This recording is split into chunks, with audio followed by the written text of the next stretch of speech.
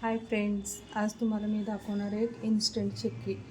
Instant chikki म्हणजे कसं थोडंसं वेगळं. सगळेजण गुळाची करते, मी तुम्हाला साखरेची करायला. का म्हणजे सगळ्यांकडे काही वेळ असते, उपवास असले की काही वेळ असं गुळ असले नाही तर मग प्रॉब्लेम येते. त्याच्यापेक्षा आपल्या साखरेची पण करू शकतो. साखर चांगला नसते शरीराला साखर, खरं एकदा ठीक आहे, कधीतरी एखादा माझा उपवास आहे, गुळ पण नाही, मग काहीतरी खायला असं पाहिजे तर सगळ्यांची घरी साखर तर असते, त्या हिशोबाने मी दाखवलं आहे. असं नाही की साखर हेल्थला चांगलं असते असं मी सांगत नाही. इन्स्टंट शेकी पटकन साखर आणि शेंगाकूट जरी असलं घरात होऊन जाते, ते दाखवणार आहे तुम्हाला रेसिपी. आणि इन्ग्रेडियंट्स पण खूप कमी लागते, जास्त बोलत नाही. परत लोकांना असं वाटते की रेसिपी छोटा आणि बोलणं जास्त. हे बघा, वाटीभर साखर, वाटीभर साखर घेतले मी. नुसतं साखर आहे, काय घातले नाही मी कढाईत. आणि ह्याच्यात मी आता घालणार आहे 3 ते 4 चम्मच तूप. तूपने कसं टेस्ट पण छान होतं, चिटकत पण नाही.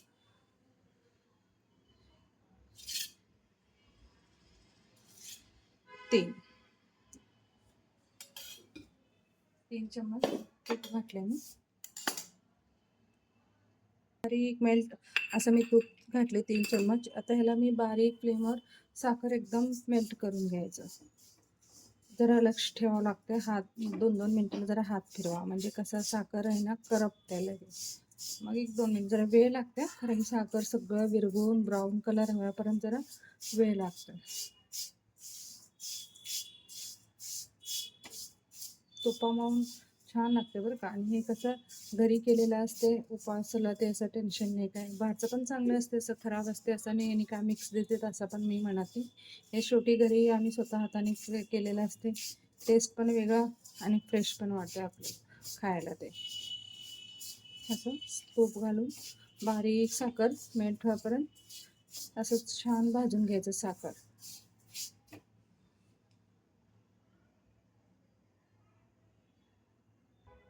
हे बघा फ्रेंड्स, असं मेल्ट झाले, अजून व्हायला पाहिजे, थोडा वेळ लागते, म्हणजे तर एक 10-15 मिनिटे होऊन जाते. साखर पूर्ण मेल्ट झाले.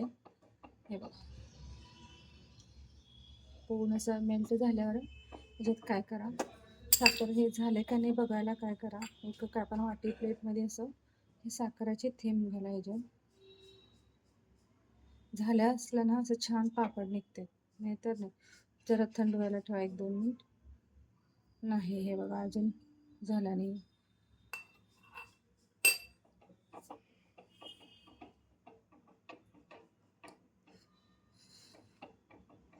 छानपैकी असं ते जसं म्हणजे आपल्याला गॅस कट्ट्यावर असं घातलं, नाही तर असं प्लेटवर असं घालून बघा, असं छान पापडे निघालं त्याचं, म्हणजे असं ते पाक तयार झालं त्याचं. मग त्याच्यात शेंगकूट घालायचं आपलं.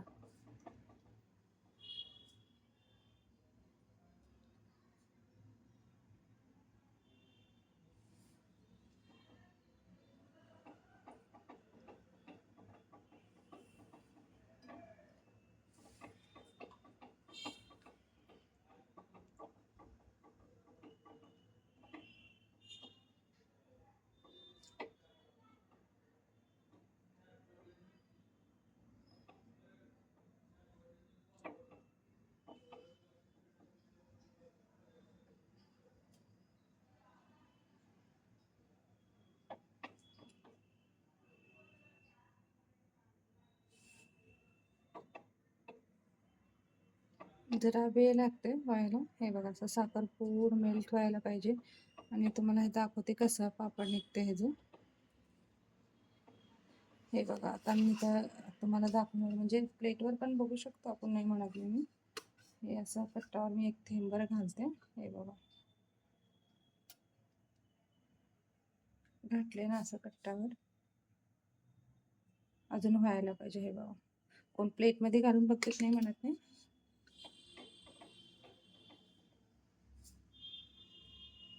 छान सर अजून छान व्हायला पाहिजे.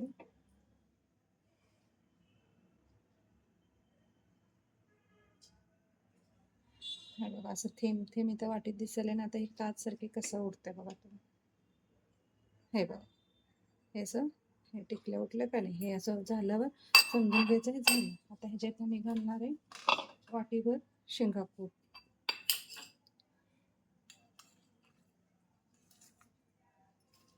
1.5 वाटी जाते, 1 वाटी साखरेला 1.5 वाटी शेंगाकूट टाकायचं. जाडसर काढले मी जरा, म्हणजे कसं छान येतं टेस्ट.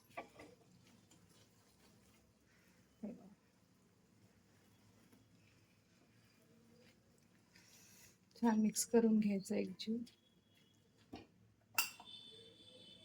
एकजीव करून घ्या. आणि गॅस बंद केले मी. आपला गॅस कट्टावरच मी घालणार आहे, म्हणजे असं गॅस दुसरं काय वेगळं तूप तेल लावून केलेलं नाही. गॅस कट्टावरच मी थोडंसं तूप लावून घेते, म्हणजे झालं पटकन निघायला पाहिजे. ते थोडंसं तूप घातलं इथं, सगळीकडे स्प्रेड करून घ्यायचं.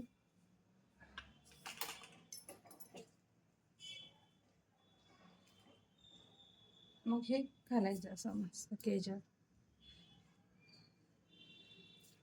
काय नाही, म्हणजे उपास असले की गुळ नाही आहे म्हणून आपण काय करू शकत नाही असं नाही. हे इन्स्टंट चिक्की म्हणून थोडंफार करून घेऊ शकता. आणि हे सगळीकडे स्प्रेड करून घ्यायचं. जाडीला बघा तुम्ही, कसं कोण जाडसर करतात, कोण एकदम असा लाटण बिटण लाटून पातळ सर करतात. आमचे तेवढं पातळ खात नाहीत कोण, मग मी जरा जाडसरच करायला.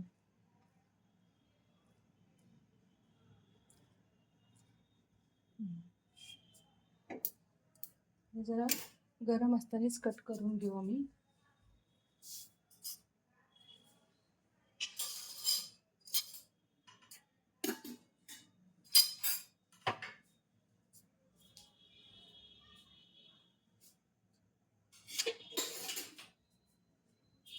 तुम्ही केवढं शेप पाहिजे तेवढं ठेवा. मी जरा मीडियम साईज करायला ना.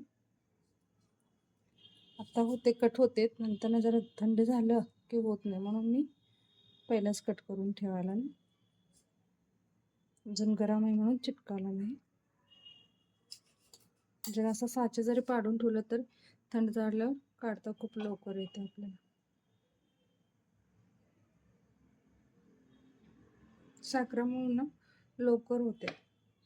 लय उशीर ठेवायचं गरज नाही पाकाला. असं व्हायला पाहिजे तसं व्हायला पाहिजे असं का नाही. थंड होतं, हे थंड होऊ दे. मग तुम्हाला याचे छोटे छोटे पीसेस दाखवते. हे बघा फ्रेंड्स, आता तुम्हाला दाखवलं होतं ते असं कट्टावर घातले ना, असा पूर्ण साचा निघालेला आहे. आता मी ऑलरेडी त्यांना शिक्के करून ठेवले होते, ते हिशोबाने कट करून घेता येते. खूप छान होते ते पण, म्हणजे साखरेचं आहे म्हणून असं काही नाही. किंवा असं छान छोटे छोटे चिक्के तयार होते. कसा पाहिजे तुम्हाला साचा तुम्ही करू शकता, छोटे तर छोटे, मोठे तर मोठे, कसं पण. म्हणजे गुळ नाही आहे असं चिक्के होत नाही असं काही नाही आहे. साखरेच्या हिशोबाने पण आपण करू शकतो. साखर असली की बस झालं. हे बघा, असं मोठे पण करू शकतो.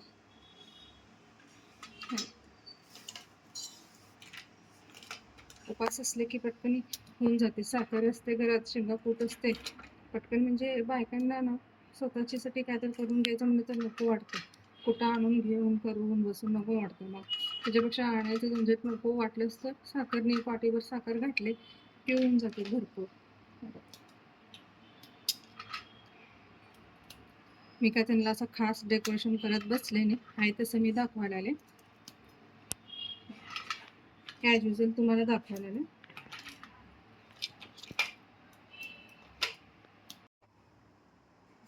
हे बघा, म्हणजे कसं मी शेंगा कुठं घातलेल्या नाही, जास्त असं मोठे मोठे दिसतात. मग अर्धा कच्चा मिक्सरमध्ये काढून पण घातलेले, म्हणजे जास्त पण पचनक्रियेला पण बरं होते. अर्धा कच्चा शेंगा आपोटा शेंगा घातला मग वर खायचं पाणी प्यायचं म्हणजे काय वेळ जुलाब लागायचे चान्सेस असते.